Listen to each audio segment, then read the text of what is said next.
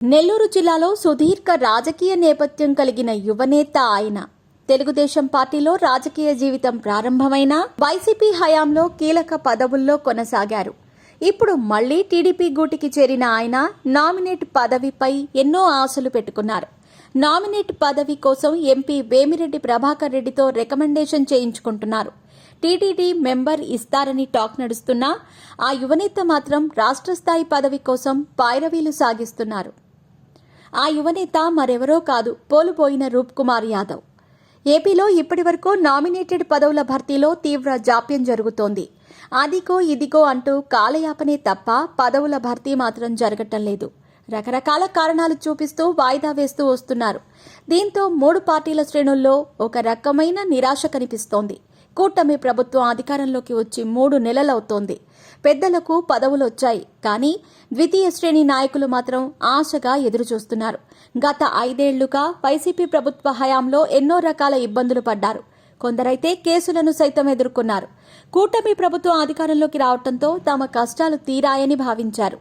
అటు TDP high command సైతం IVRS survey ద్వారా పేర్లు సేకరించడంతో అందరిలోనూ ఆశలు చిగురించాయి. వివిధ సమీకరణల నేపథ్యంలో చాలా మంది సీనియర్స్ టికెట్లను త్యాగం చేశారు. అటువంటి వారికి ఆర్టీసీ చైర్మన్ వంటి పదవులు ఇస్తారని భావించారు. ఆ జాబితా కూడా సోషల్ మీడియాలో సర్క్యులేట్ అయింది. అయితే ఇంతలో శ్రావణ మాసం ప్రకటిస్తామంటూ లీకులు వదిలారు.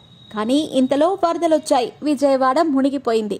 దీంతో మరోసారి నామినేటెడ్ పదవుల ఇష్యూ ఆగిపోయింది. అయితే నెల్లూరు జిల్లాలో చాలా మంది నామినేటెడ్ పదవుల కోసం ప్రయత్నాలు చేస్తున్నారు. అందులో రూప్ కుమార్ యాదవ్ కూడా ఒకరు. వైసీపీ హయాంలో అప్పటి మంత్రి అనిల్ కుమార్ యాదవ్కి షాడోగా నిలిచారు. ఇరువురి మధ్య నెలకొన్న మనస్పర్ధల నేపథ్యంలో రూప్ కుమార్ యాదవ్ టీడీపీలోకి వచ్చారు.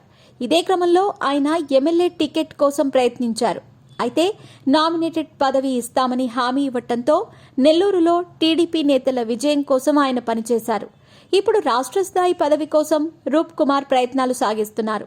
ఆయనకు ఎంపీ వేమిరెడ్డి ప్రభాకర్ రెడ్డి అండదండలు కూడా ఉన్నాయి. ఎంపీ వేమిరెడ్డి అంటే అటు చంద్రబాబుకి కూడా చాలా గౌరవం. ఈ క్రమంలో రూప్ కుమార్ యాదవ్ ప్రయత్నాలు ఫలిస్తాయని ఆయన అనుచరులు ఆశిస్తున్నారు. చూడాలి మరి ఏం జరుగుతుందో.